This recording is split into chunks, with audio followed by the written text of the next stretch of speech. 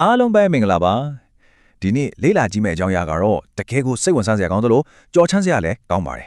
တဘောဝလုံးတန်တရီကနေဆက်ပြီးတကယ်လက်တွေ့မှာဖြစ်ခဲ့တဲ့ကြောက်မဖွယ်ရာတမိုင်းဝင်ဖြစ်ရမယ့်စီကိုတွားမဲ့လမ်းကြောင်းတိုင်းလေးလာရင်းနဲ့အင်ဒိုနီးရှားနိုင်ငံရဲ့ကြောက်စရာအကောင်းဆုံးနေရာတနေရာကိုအတူတူကဖော်ထုတ်တော့မှာကဲစားလိုက်ကြရအောင်ဒီတော့ကျွန်တော်တို့အရင်ဆုံးစဉ်းစားကြည့်ရမယ်မေဟုတ်တစ်ခုရှိပါတယ်တကယ်ကိုနေရာအိန္ဒိယကိုကြောက်စရာကောင်းအောင်လုပ်နေတာကဘာများဖြစ်မလဲငြိမ်သက်မှုမရှိတဲ့နံဝန်းကျင်တွေကြောက်လားဒါမှမဟုတ်တက်ရှိလူသားတွေအမောင်မိုက်ဆုံးလောက်ရက်တွေကြောက်လားဆိုတာအင်ဒိုနီးရှားကျွန်းစုတွေတလောက်အပြေရှာကြည့်ကြည့်အောင်ပါဒီလေးလာအတင်ဖြတ်ချက်မှာအဆင့်5ဆင့်နဲ့တွားပါမယ်နံပါတ်1ဂျကာတာမြို့ရဲ့မြို့ပြတန်တာရီများနံပါတ်2စီမာရန်ရဲ့ကိုလိုနီခေတ်သစ်စေများနံပါတ်3ဘာလီကအစွန့်ပစ်ခံကစားဝင်းများနံပါတ်4ဒေဆုံးချင်းဆိုင်ရာယဉ်ကျေးမှုဒလေးများနဲ့နောက်ဆုံးနံပါတ်5မှာတော့တခွက်ကိုရ98နင်ဂျာ6တရားဆိုတဲ့ခေါင်းစဉ်တွေကိုအဆင့်ဆင့်လေ့လာသွားပါမယ်ကဲပထမဆုံးအပိုင်းဖြစ်တဲ့ဂျကာတာမြို့ရဲ့မြို့ပြတန်တာရီတွေနဲ့စလိုက်ကြရအောင်ဂျကာတာမြို့ကြီးဆိုတာခက်မိပြီးအမြဲတမ်းလှုပ်ရှားနေတဲ့မြို့ကြီးပါဒါပေမဲ့ဒီမျိုးကြီးရဲ့အမောင်မချမ်းမှာကြော်ချမ်းစရာတန်တာရီတွေရှိနေပါတယ်။ဥပမာပြောရင်အန်ကိုတန်နာပေါ်ကစီမာနက်ရဲ့6လန်မှုတွေပေါ့။ညာဘက်ဒီတရားကိုခက်သွားရင်ရုတ်တရက်ကြီးလေးတွေတိုက်လာပြီးအစ်ဆက်သွားတဲ့ခံစားချက်မျိုးရတယ်လို့ဆိုကြတယ်။နောက်တစ်ခုကတော့ကျူဘူသင်ချိုင်းမှာညတိုင်းသူ့ရဲ့အုပ်ကူကိုသူဖြန်ရှာနေတယ်လို့နာမည်ကြီးတဲ့ခေါင်းပြက်နေတဲ့သင်ဦးဆရာရဲ့တန်တာရီပါပဲ။တကယ်ကိုရုပ်ရှင်တွေထဲကလောပါပဲနော်။တားဘာကိုတေးသေးချာချာမိမောင်းထူးပြနေတဲ့ဆိုတော့တကယ်စိတ်တန်ရာရဖွယ်အဖြစ်ဆိုးတွေကနေ16တဲ့ဆိုတဲ့ယုံကြည်မှုတွေဘလို့ပေါက်ဖွာလာလဲဆိုတာပါပဲစဉ်းစားကြည့်ပါမော်ကလန်ဒါလို့လူတီများတဲ့ Civilized Clander ဆိုတာ1998အဓိကယုံနေတော့မီးလောင်မှုကြောင့်လူရချီသေဆုံးခဲ့ရတဲ့နေရာပါအခုချိန်ထိအဲ့မှာ10ခရီးတွေတွေ့ရတယ်14ကားတွေကသူ့အလိုလိုရွေ့နေတတ်တယ်ပြီးတော့အမောင်ထဲကနေငိုကြွေးတန်တွေကိုကြားရတယ်လို့ဆိုကြပါတယ်ဒါဟာသမိုင်းဝဲအဖြစ်ကနေပေါက်ဖွာလာတဲ့မြို့ပြအတန်တာကြီးတကူလုံးမှတ်တမ်းတင်နိုင်ပါတယ်အခုဒုတိယပိုင်းဖိတ်တဲ့စီမာရန်ရဲ့ကိုလိုနီခေတ်တစ်စင်းများအကြောင်းကိုဆက်သွားလိုက်ရအောင်ဒီညမှာတကယ့်ကိုစိတ်ဝင်စားစရာကောင်းတာကတခါတထောင်အဆောက်အုံလိုနားမယ်ကြီးတဲ့လာဝန်ဆယ်ဝူးပါပဲသူ့ရဲ့တန်တိုင်းရင်နဲ့လက်တွေ့သမိုင်းကြောင်းကတော်တော်လေးကိုကွာဟာနေတာတွေ့ရပါတယ်ဒေသခံတွေကကွန်တီလာနတ်တို့ခိုးတဲ့ရဲမှန်နဲ့ Dutch စစ်သားတဲ့စီတွေကိုမြင်ရတယ်လို့ပြောကြပေမဲ့တကယ်အဖြစ်မှန်ကတော့ဒီနေရာဟာအရင်ကမီးထဌာနချုပ်ခေါင်းဖိခဲ့ပြီးဒုတိယကမ္ဘာစစ်အတွင်းမှာဂျပန်ရဲ့အကြောင်းမဖွဲ့အကြီးနောင်ကြီးဖိခဲ့တာပါဒီလိုအမောင်မိုက်ဆုံးသမိုင်းမဲ့အဖြစ်တွေကပဲကြောက်စရာဇာတ်လမ်းတွေကိုဖန်တီးပေးလိုက်တာဖြစ်ပါတယ်နောက်ထပ်နေရာတစ်ခုကတော့1963ခုနှစ်ကတိစောက်ခဲ့တဲ့ Blandok ဖျားကြောင်ကြီးပါစဉ်းစားကြည့်ပါလူသူကဲမဲ့နေတဲ့အချိန်ကြီးမှာဒီကိုလိုနီခေတ်ဖျားကြောင်ဟောင်းကြီးတွေကနေပဟေးလီဆန်တဲ့ organ တိခတ်တန်တွေထပ်ပေါ်လာတဲ့လို့ဆိုပါတယ်လေးလံလာတဲ့လေတူထဲမှာပစ်တင်ထက်နေတဲ့အဲ့ဒီအတန်ရောင်တွေကိုကြားလိုက်ရမယ်ဆိုရင်ကြားရသူတိုင်းကြောချမ်းသွားမှာအသေးချပါပဲ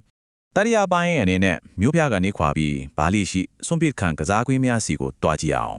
တာမန်ပွဲတော့တာမန် Festival ကစားကွင်းကြီးကထက်1990ခုနှစ်မှာတိစောက်ခဲ့တာပါဒါပေမဲ့အခုတော့တော်ရိုင်းတဘာဝရဲ့ဝါမြူချင်းကိုအပြည့်အဝခံလိုက်ရပါပြီကျိုးပတ်ပက်စီးနေတဲ့ရုပ်တုတွေအဆောက်အုံတွေကိုတစ်ပစ်နွယ်ရှင်တွေကအထက်ထပ်ရစ်ပတ်ထားတဲ့ပုံစံပိုဆိုးတာကဒီညမှာလူသားကိုစားတဲ့မိချောင်းကြီးတွေရှိနေတယ်ဆိုတဲ့ကြောက်စရာကောလာဟာလာတွေဟာအခုချိန်ထိမြို့ပြတန်တားတွေအသက်ဝင်နေစေပ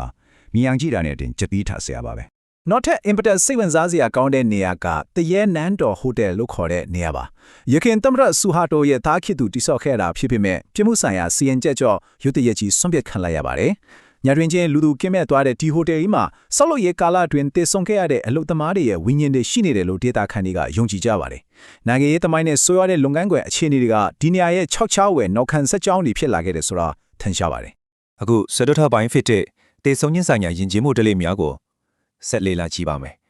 ဒါကတော်တော်လေးထူရှားပါတယ်ဒီအကြောင်းကိုပြောရရင်တောက်လို့ခေါ်တဲ့လူရွယ်စားထွင်းထူးထားတဲ့တစ်တာရုပ်တုတွေအကြောင်းအရင်သိရပါမယ်ဒီရုပ်တုတွေဟာတည်ဆုံသွားသူတွေကိုကိုစားပြုပြီးတာနာတွားကြဒေတာက6ခန်းပါမင်းမြင့်တွေပေါ်မှာထားရှိတတ်ပါတယ်လွန်တာလိုဂူတွေထဲမှာဆိုရင်လူခေါင်းခွာတွေနဲ့အယိုးတွေပြန်ကျန်းနေပြီးတချို့ခေါင်းခွာတွေမှာဆိုစစ်လက်တွေတောင်တက်ပေးထားတာပါသေးတယ်အဲ့ဒီအကူဘဝကနေဒီတစ်တာရုပ်တုကြီးတွေကအပေါ်စီးကနေစောင့်ကြည့်နေတယ်လို့ရှိနေတာပါတော်ရကြလူမျိုးတွေနာရေးခန္ဓာ Rambo Solo ဟာအရန်ကိုစစ်နစ်ကြပြီးကုန်ကြစီကြီးမားတဲ့ဒလေးတစ်ခုပါပထမဆုံးလောက်ကိုဖျောင်းနာနေသူဖြစ်အိမ်မှာဆက်ထားပါတယ်ပြီးတော့နာရေးထွက်ပိတ်ဆန်ဆူရတယ်အဓိကဆင့်ကတော့ဝိညာဉ်ရေးရာခရီးစဉ်ကိုမြန်ဆန်စေဖို့ရည်ကြွေးတွေကို yes ပူစောတာပါကျွေးတွေကိုထပ်ဖြတ်လိုက်တဲ့မြင်ကွင်းနဲ့တွေးထွက်တန်ရွယ်တန်တွေဟာပြင်ပလူတွေအတွက်တော့တကယ်ကိုထိတ်လန့်စရာကောင်းပေမဲ့သူတို့ယဉ်ကျေးမှုရတော့အလွန်အရေးပါတဲ့ဒလေးတစ်ခုဖြစ်နေပါတယ်ဒီနေရာမှာယဉ်ကျေးမှုနှစ်ခုရဲ့ကိုယ်ပြားချက်ကလည်းအံ့သောစရာပါပဲဆူလာဝီစီကျွန်းကခလင်းငယ်လေးတွေတေဆုံးရင်တက်ပင်စီတန်းမှာထည့်သွင်းမြုံနှံပြီးတဘာဝရာနဲ့အတူကြီးပြင်းစေတဲ့ဆိုတဲ့ဝိညာဉ်ရေးရယုံကြည်ချက်တစ်ခုရှိပါတယ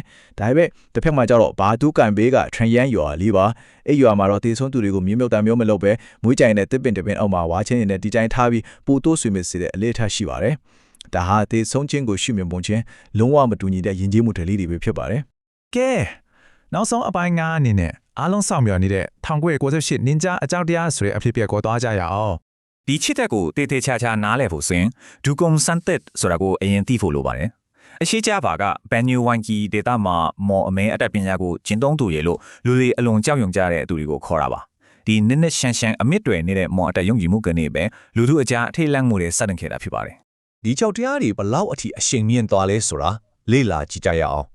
1998ဖေဖော်ဝါရီမှာဆုံးငဝေလို့တန်တရားရှိသူတဦးကိုလူအုပ်စုကစတင်တတ်ထက်ခဲ့ရနေစခဲ့တာပါဩဂတ်နဲ့စက်တင်ဘာလောက်ရောက်တော့အနေအောင်ဝတ်ဆောင်အပြည့်ဝတ်ဆင်ထားတဲ့မိသူမျိုးအမှန်းမသိသူတွေပေါ်လာပြီးနင်ဂျာတပ်ဖြတ်မှုတွေဟာအထွတ်အထိရောက်သွားပါတယ်အောက်တိုဘာနဲ့နိုဝင်ဘာမှာဆိုရင်ဒီကြောက်တရားနဲ့အပြန်လန်တပ်ဖြတ်မှုတွေဟာအလဲပိုင်းနဲ့အနောက်ပိုင်းကြာပိုင်းအထိတောင်ကူးဆက်သွားခဲ့ပါတယ်တကယ်ကိုမီးဟုံးဟုံးတောက်တလို့ပြန်လန်သွားတာပါ ဒါကြောင့်အဓိကမှတ်သားရမယ့်အချက်ကတော့အရှိဂျာဗာနင်ဂျာအကြောက်တရားရဲ့လူထုထေးလမှုချီအတွင်းမှာအသက်ပေါင်း309ခုအထိဆုံးရှုံးခဲ့ရခြင်းပါပဲဟုတ်ပါပဲ309ယောက်ပါဒါကဒန်တာကြီးမဟုတ်ပါဘူးလူသားတွေရဲ့အကြောက်တရားကြောင့်ဖြစ်ပေါ်လာတဲ့တကယ်အဖြစ်ဆိုးကြီးပါ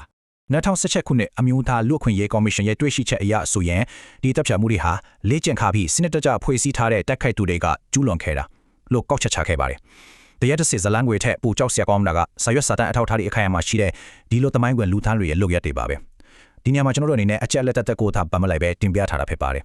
ဒီတော့အားလုံးပဲစဉ်းစားကြည့်ကြပါတကယ်တမ်းအင်ဒိုနီးရှားနိုင်ငံရဲ့ကြောက်စရာအကောင်းဆုံးနေရာတနေရာဆွတ်မြခံထားရတဲ့အဆောက်အအုံဟောင်းကြီးတစ်ခုလားဒါမှမဟုတ်လူသားတွေရဲ့ထိတ်လန့်မှုနဲ့အကြောက်တရားတွေလွှမ်းမိုးသွားတဲ့နေရာတစ်ခုလားဒီလေးလာတင်ပြချက်လေးကနေတဆင့်ကြောက်ရွံ့ခြင်းရဲ့အတိတ်ပဲအစင်မှန်ကိုအားလုံးပဲပြန်လဲဆင်ခြင်ကြည့်နိုင်လိမ့်မယ်လို့မျှော်လင့်ပါတယ်အချိန်ပြီးလေးလာခဲ့တဲ့အတွက်ကျေးဇူးတင်ပါတယ်နောက်တဲ့စိတ်ဝင်စားစရာအကြောင်းအရာတွေမှာပြန်ဆောင်ကြပါမယ်